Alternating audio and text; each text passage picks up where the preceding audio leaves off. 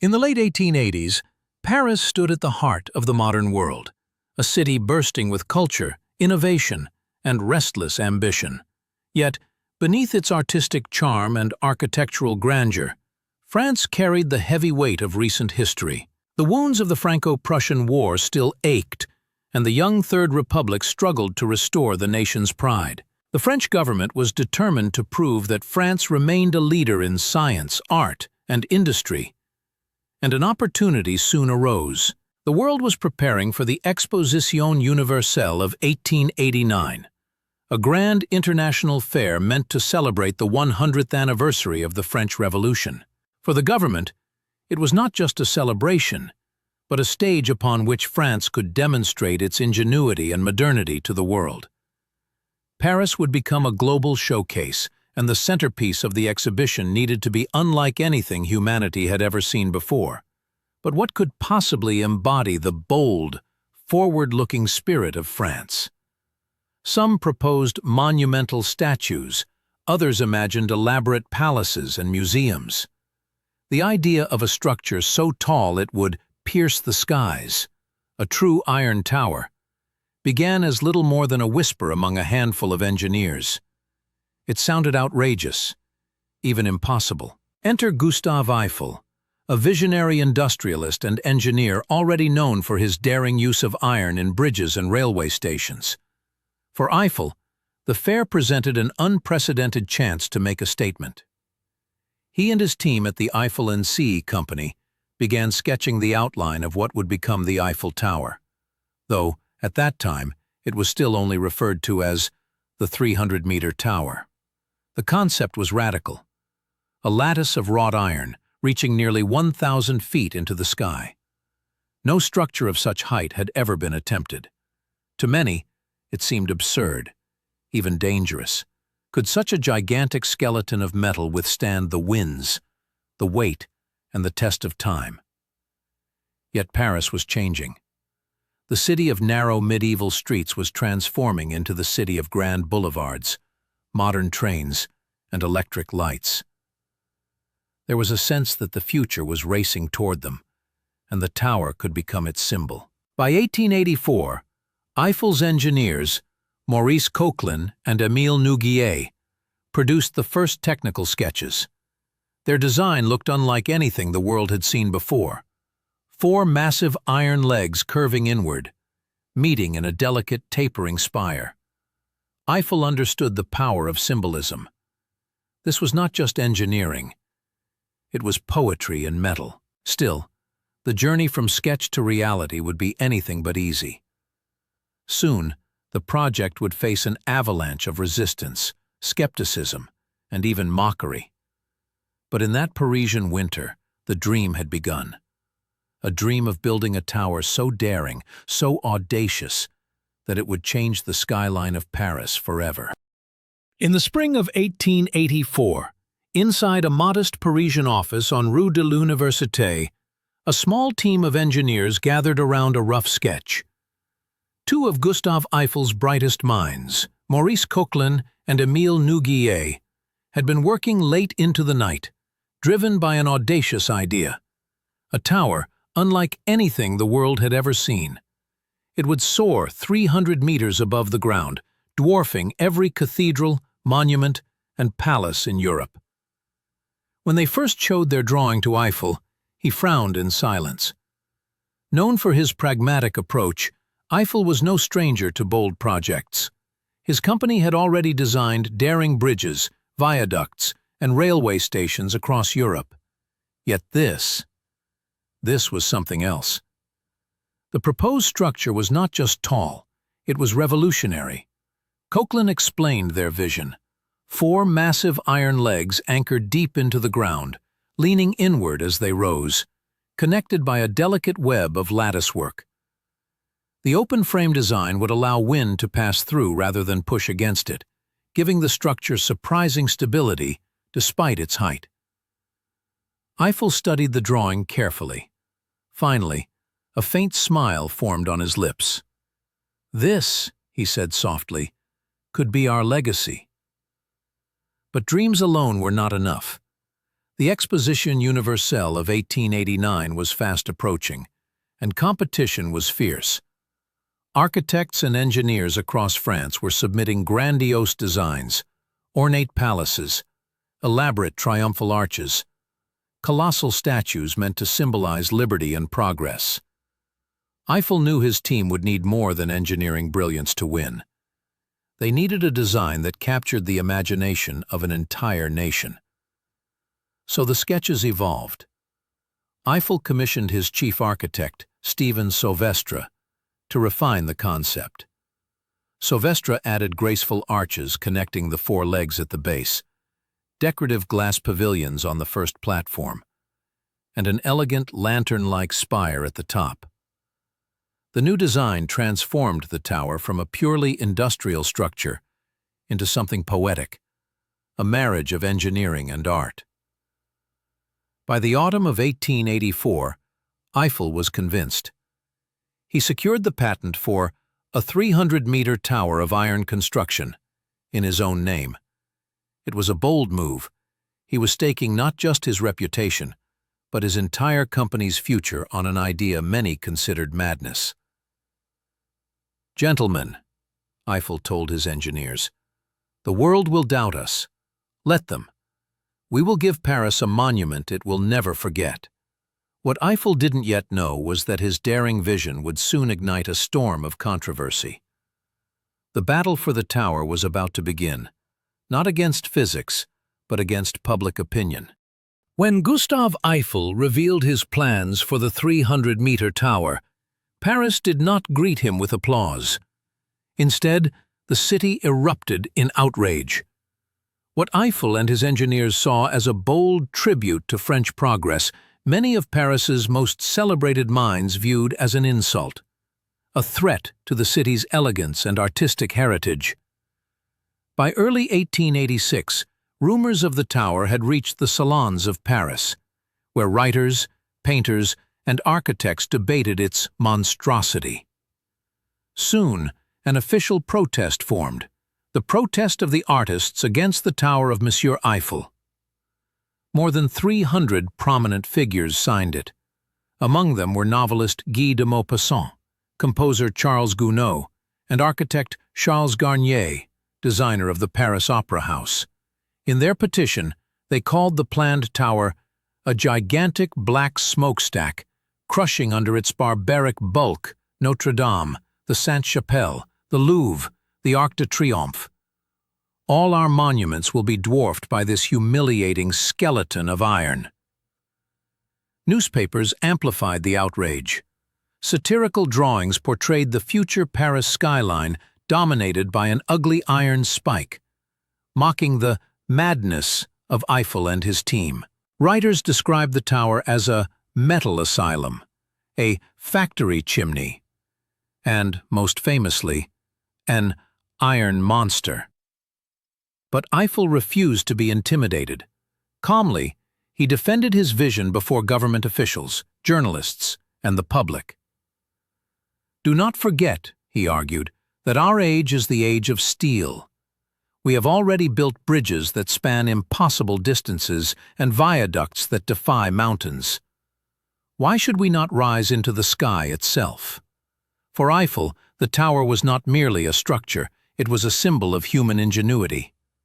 He believed Paris, the cradle of modernity, deserved a monument as daring as the spirit of its people. Ironically, not everyone hated the idea. Some engineers and scientists praised its design as groundbreaking. A few forward-thinking journalists called it a cathedral of modern industry. But these voices were drowned out by the storm of criticism, which only grew louder as construction approached. By January 1887, when the first foundations were laid on the Champ de Mars, crowds gathered to jeer and mock the workers. "It will collapse before it reaches 50 meters, one headline claimed. "A danger to the people of Paris," warned another. Eiffel, however, remained unshaken. Quietly, he doubled down on safety, precision, and innovation.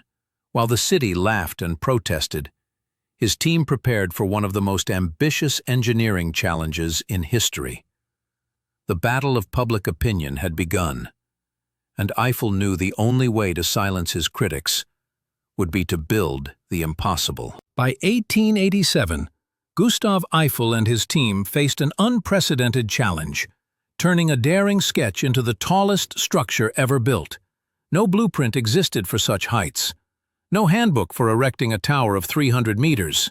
What lay ahead was a leap into the unknown. A marriage of science, mathematics, and sheer audacity. Inside Eiffel's workshop on Rue de l'Université, hundreds of engineers and draftsmen worked day and night. They produced over 5,300 detailed drawings, mapping every joint, beam, and rivet. Each of the tower's 18,038 individual iron pieces had to be designed, measured, and numbered before fabrication. Eiffel insisted on absolute precision. A single miscalculation could cause catastrophic instability. But the greatest problem wasn't just the size, it was the wind. At 300 meters, gusts would be powerful enough to topple a solid structure. Eiffel's genius lay in turning this danger into an advantage. Instead of fighting the wind, he designed the tower to embrace it. The solution was the lattice framework, a delicate web of iron bars arranged so air could flow freely through the structure. The Eiffel Tower, Eiffel explained, is more like a giant sail than a wall. It cuts the wind instead of resisting it. The mathematics behind this design were revolutionary. Eiffel's engineers calculated wind pressure at different altitudes and modeled how the forces would distribute across the iron skeleton. Without computers, they relied on thousands of handwritten formulas and meticulous mechanical testing. It was science at the edge of possibility. Equally innovative was the method of assembly.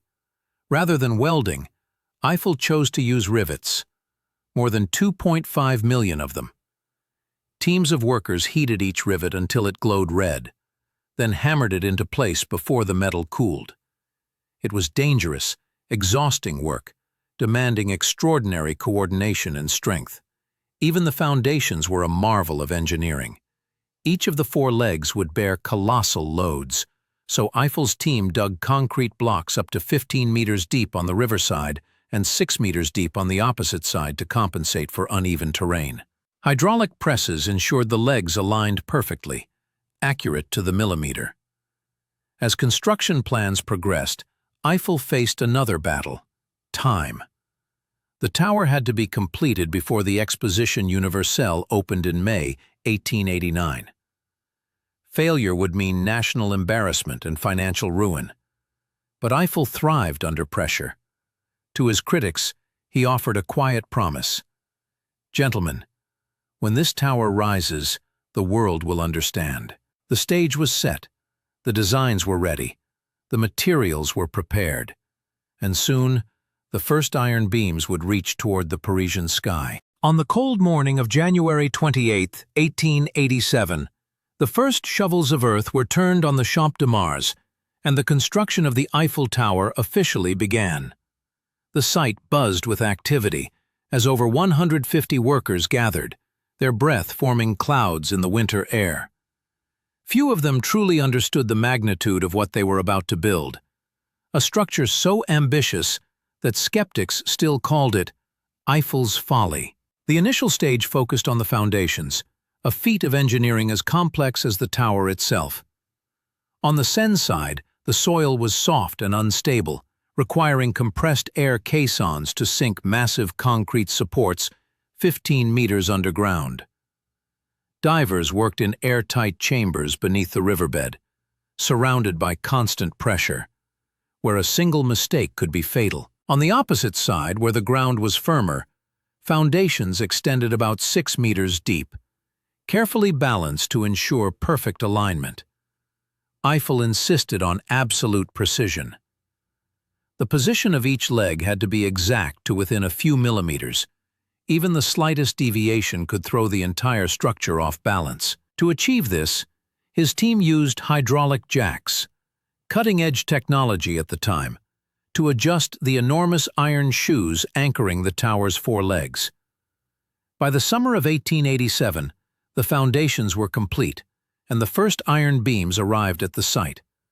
The lattice skeleton began to rise, bolted together piece by piece, like an enormous three-dimensional puzzle.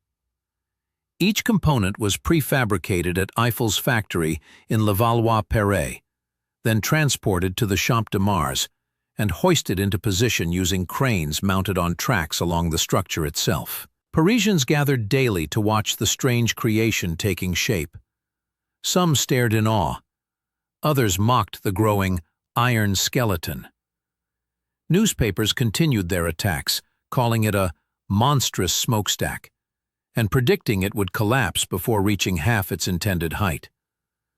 Satirical sketches flooded the press, showing the tower bending, breaking, or toppling onto nearby monuments. Eiffel remained unfazed. To him, every beam placed was a silent rebuttal to his critics. He personally visited the site almost daily, overseeing safety protocols and motivating his workers. Unlike many employers of the era, Eiffel prioritized worker welfare. Helmets, guardrails, and safety ropes were mandatory.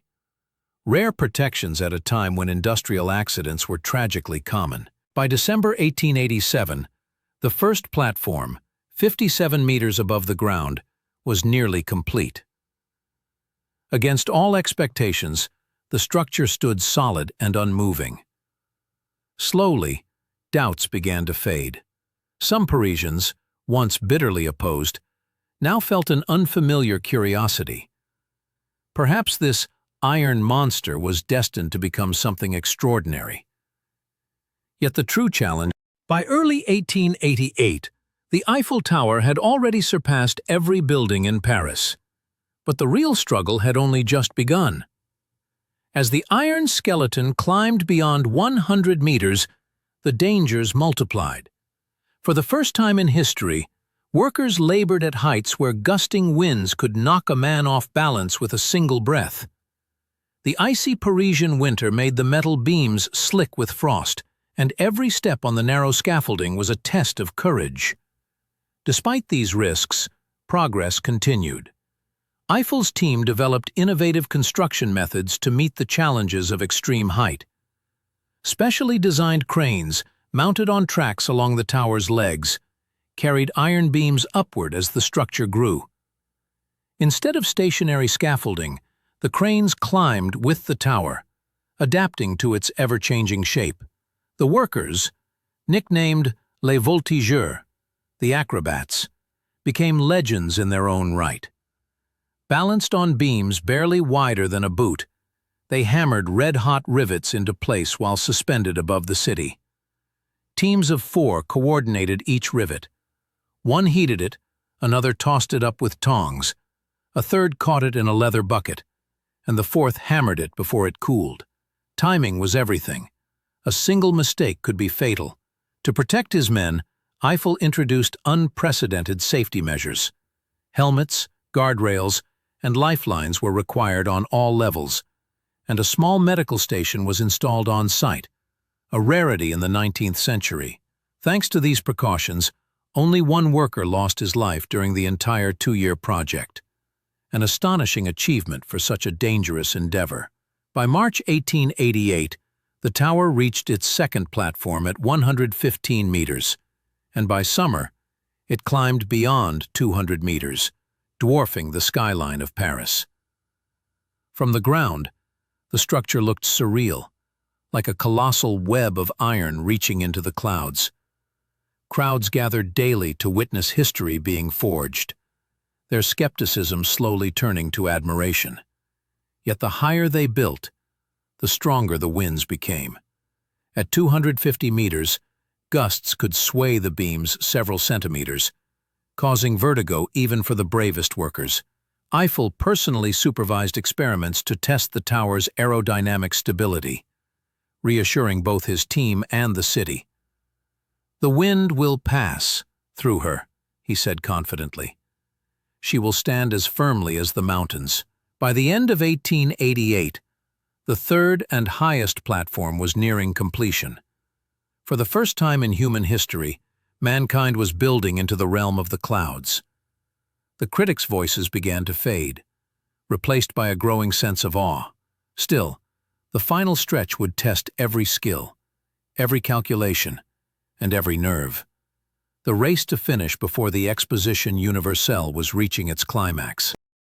By the beginning of 1889, Paris watched with bated breath as the Eiffel Tower rose higher than anyone had dared to imagine. Already towering above the city at over 250 meters, the structure seemed otherworldly, its iron lattice slicing through the winter mist. But Gustave Eiffel was not satisfied yet. The final stage, reaching 300 meters, would cement the tower as the tallest structure on Earth. This was uncharted territory. No one had ever built so high, and every new meter tested the limits of 19th-century engineering. At such dizzying altitudes, even the simplest task became treacherous. Workers endured piercing winds and freezing temperatures, clinging to narrow beams as they hammered glowing rivets into place.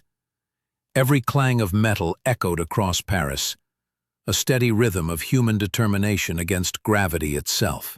Eiffel's team relied on ingenious solutions to complete the spire. Specially designed mobile cranes climbed alongside the tower's skeleton, hauling prefabricated sections into position. Precision was vital. A misaligned joint at this height could jeopardize the entire structure. Engineers double-checked every calculation, every rivet, every load-bearing angle.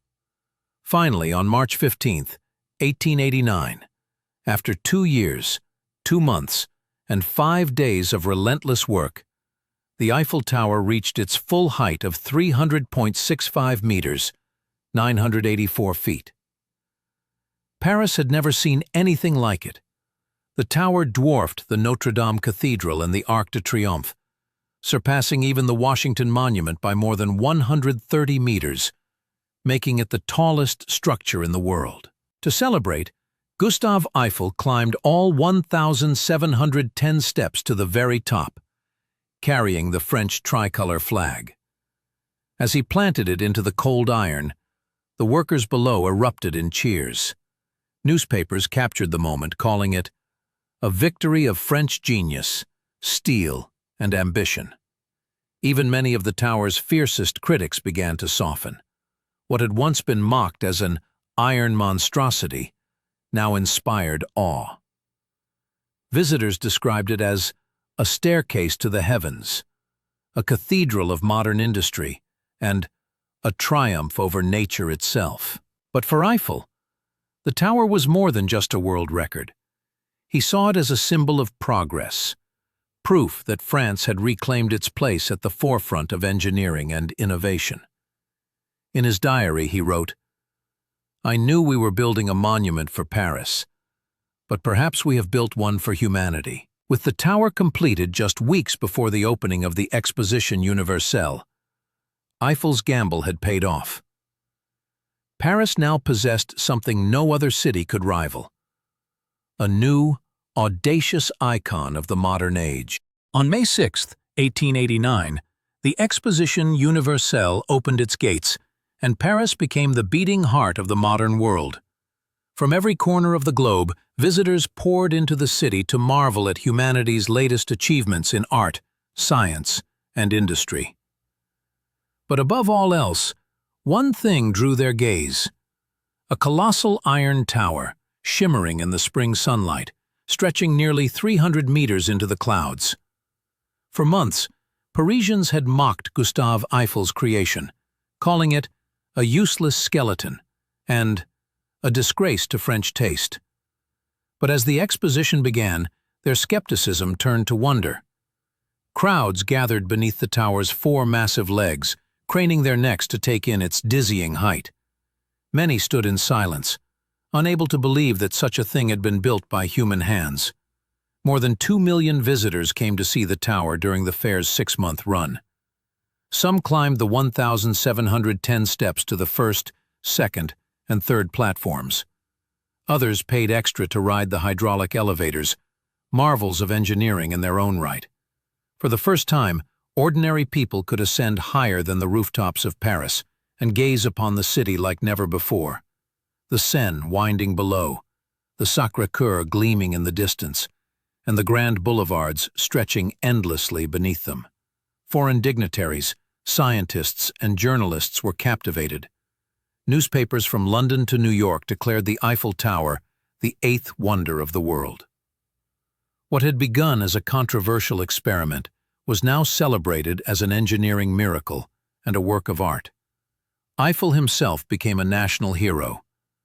Dressed in his trademark top hat and dark coat, he often greeted visitors at the base of the tower, answering questions about its construction. His calm pride impressed even his fiercest former critics. "I told you," he would say with a quiet smile. Paris would learn to love her. Yet not everyone surrendered so easily. A handful of artists and writers still grumbled about the tower's barbaric form, but their protests were drowned out by the overwhelming enthusiasm of the public.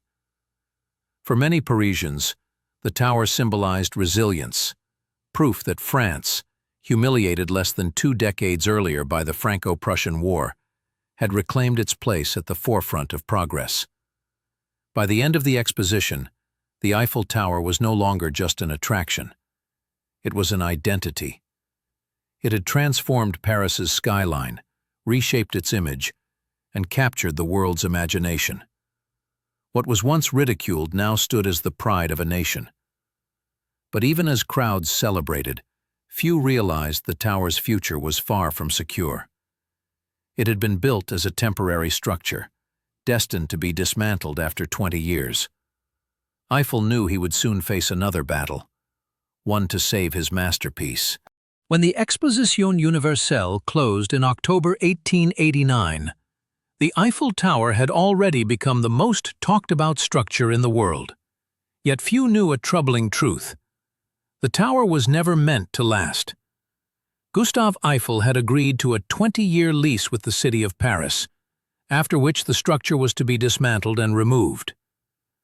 By 1909, the Iron Lady was supposed to vanish from the skyline forever.